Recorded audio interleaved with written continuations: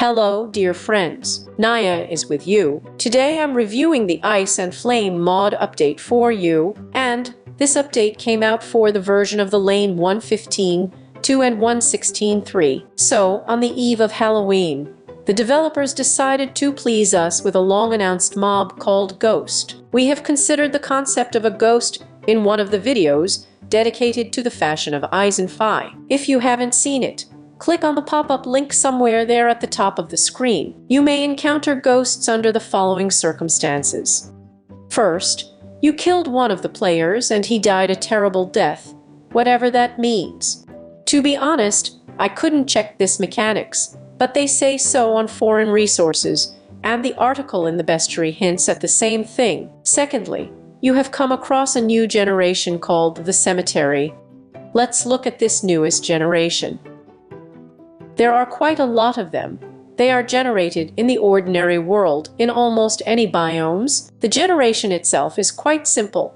The area occupies quite a small one and looks, I would say, very vanilla. All tombstones and the crypt consist of vanilla blocks. The only thing that catches the eye is the rose of the visor, which can be found here in the amount of 2 pieces. But this is only at first glance. And if you look closely, the graves consist of these dark blocks that can be mistaken for the Sand of Souls, but in fact, it is not the Sand of Souls, but a completely different block called Cemetery Land. If you go into the crypt, it's quite cramped, but there is a chest like this. But do not rush to open it. The chest is under guard. As soon as you open the chest, a ghost will immediately appear above it, and it will pounce on you and take from half to 1.5 hearts from you, and sometimes it can be with memory blows, and the armor won't protect you much. How many times you open the chest, so many ghosts will appear. But if you do not open the chest, but just cut it down, then you can safely take the dropped loot. There is sometimes garbage there, for example, the same cemetery earth, rotten bones, cobwebs, turtles of summer in chains, and the like. Sometimes there is quite a useful loot, such as silver copper ingots, manuscripts, iron or chain mail armor, ectoplasm. Occasionally there are treasures, gold and diamonds, and every random. So it makes sense to look into the crypts. In general, ghosts come in 3 colors: gray, blue, and green. But I didn't find any fundamental differences between them. It looks like it's just colors. Ghosts are able to pass through blocks, and they are invulnerable to any throwing weapons and fire. So it will not work to shoot them from a distance, and you will have to fight hand to hand. In addition, ghosts are able to scare you by sending glitches like those sent by the Ancient Guardian. That is, it will seem to you that a ghost is flying around you, but in fact it is not there. Ghosts are considered undead, so they are affected by everything that affects the undead, including an explosive healing potion and silver. So, for lack of a better one, the silver sword is quite an effective means of fighting ghosts. And silver armor, it seemed to me, protects against ghosts a little better than other armor. I don't know if that's how it's meant to be, or if the developers just didn't notice it. But despite the fact that fire and throwing weapons supposedly should not affect ghosts, dragons with their spitting perfectly cope with disembodied misfortune. Firestorm Dragon Steel is very good at domots hit ghosts.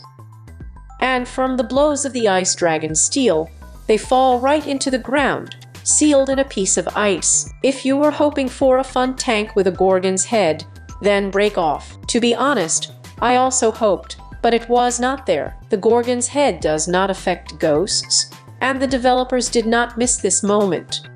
By the way, as soon as you fill up your first ghost, you will immediately get a Higan steak, or who will you call? A reference to the Ghostbusters. When killing a ghost, the very ectoplasm that you and I could find as loot in the crypt occasionally falls out of it. And an extremely rare drop can drop an ectoplasmic ingot. So, why are they needed? Ectoplasm currently has 2 uses. You can make cemetery land out of it by combining 4 pieces with 1 stony ground like this, and you can create a cursed chest. To do this, you also need 4 ectoplasmas and an ordinary chest or chest with a trap.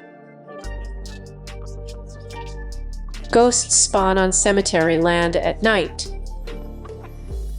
With the dawn, they will not burn out, but will become translucent at first, and then completely invisible. At the same time, they do not disappear, but they will not attack you, unless of course they were infected in advance. You won't see them, but they're actually there.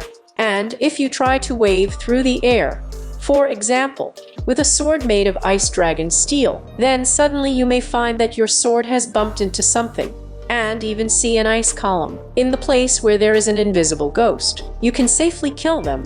Maybe something useful will fall out of them, and with the onset of night, you still have to fight back less. But the ghosts caused by the cursed chest remain visible even during the day. The cursed chests can be placed side by side and made double. Accordingly, there will be twice as many ghosts when opening.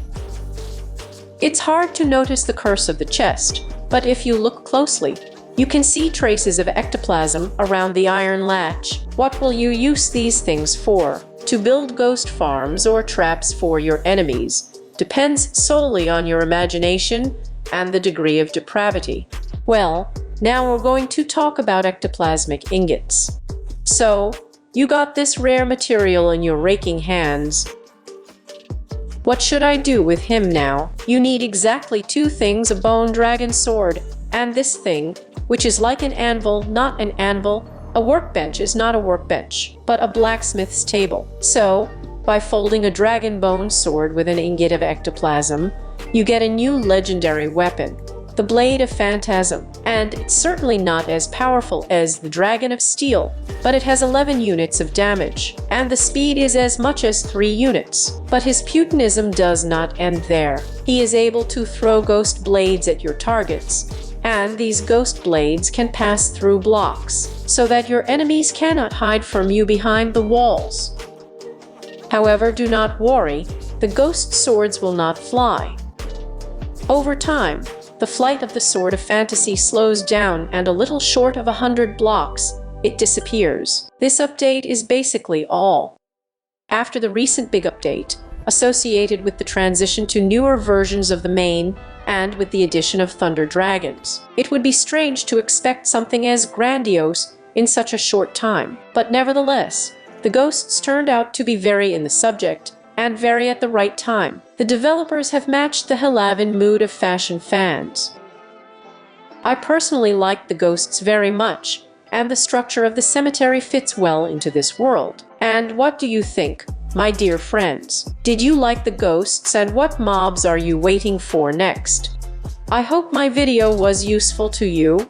If so, don't forget to put your finger up and click on the subscribe button if you haven't subscribed yet, and look into my contact group. Well, that's it for today, dear friends. See you soon. Bye-bye.